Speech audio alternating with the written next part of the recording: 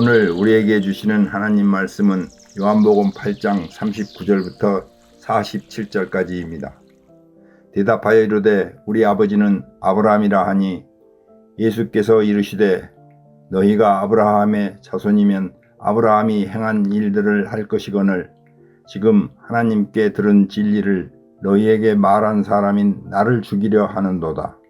아브라함은 이렇게 하지 아니하였느니라.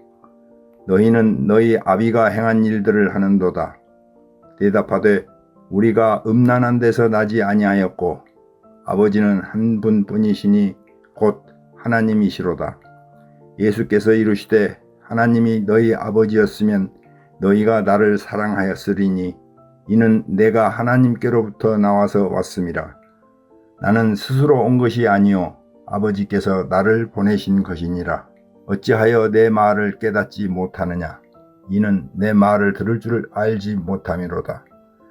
너희는 너희 아비 마귀에게서 났으니 너희 아비의 욕심대로 너희도 행하고자 하느니라.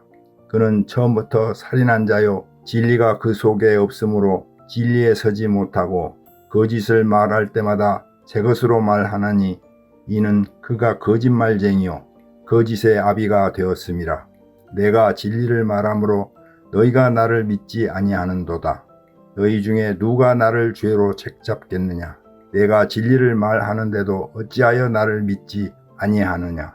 하나님께 속한 자는 하나님의 말씀을 듣나니 너희가 듣지 아니함은 하나님께 속하지 아니하였음이로다. 아멘.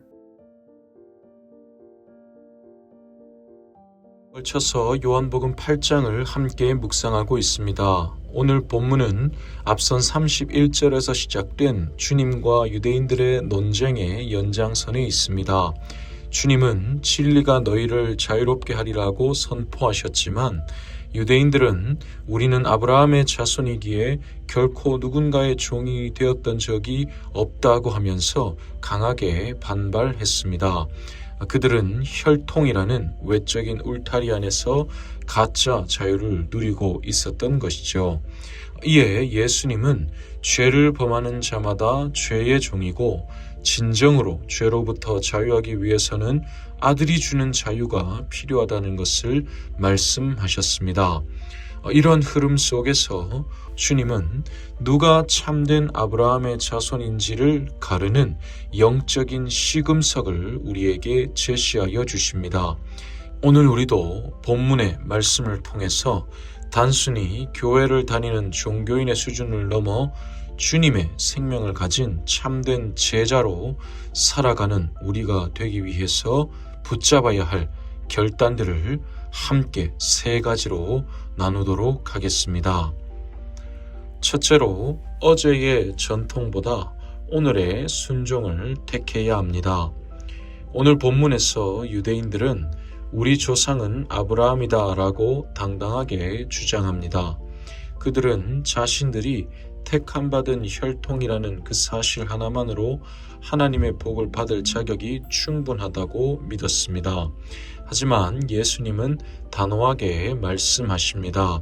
너희가 아브라함의 자손이라면 아브라함이 행한 일들을 할 것이거늘 이라는 것이죠.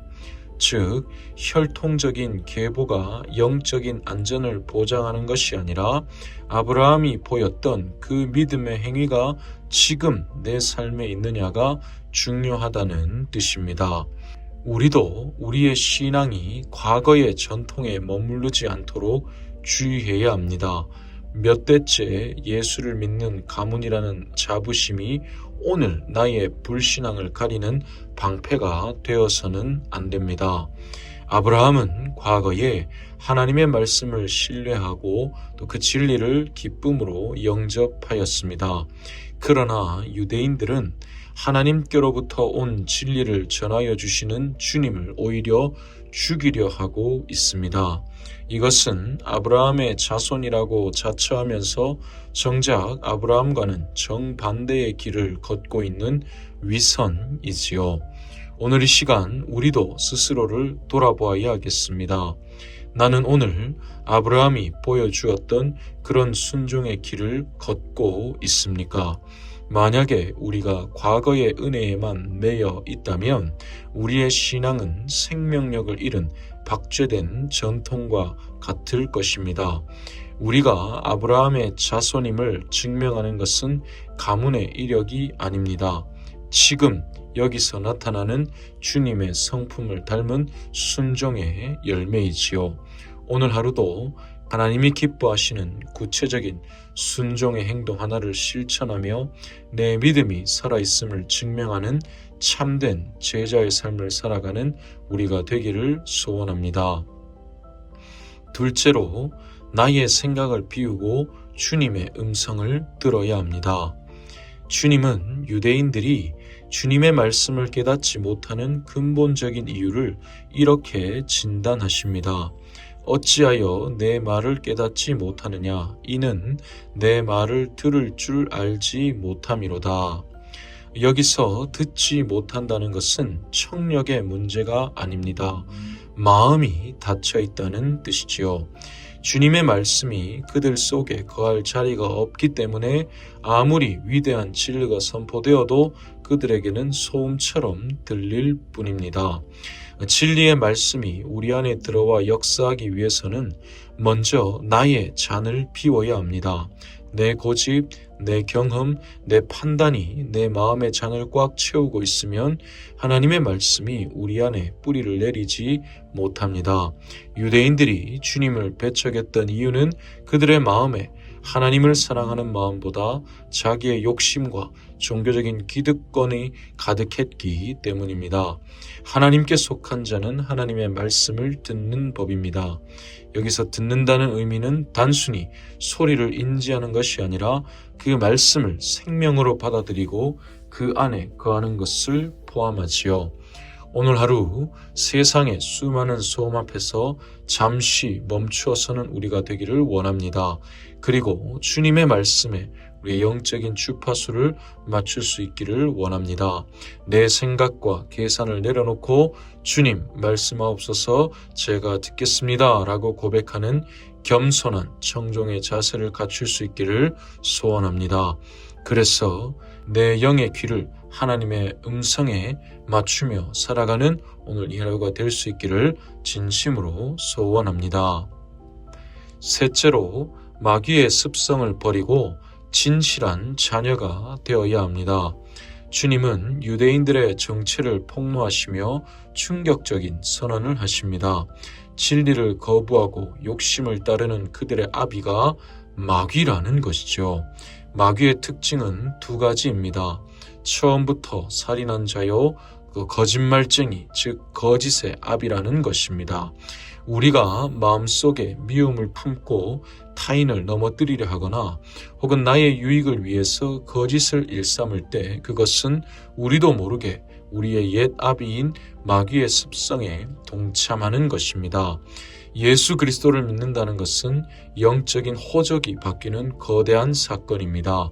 마귀의 호적에서 하나님의 호적으로 신분이 완전히 달라진 것이죠. 우리의 호적이 바뀌었다면 우리의 삶의 습성도 바뀌어야 합니다. 과거에는 거짓과 욕심이 자연스럽고 편안했을지 모르지만 이제는 진리와 정직이 우리 삶의 기본 값이 되어야 합니다.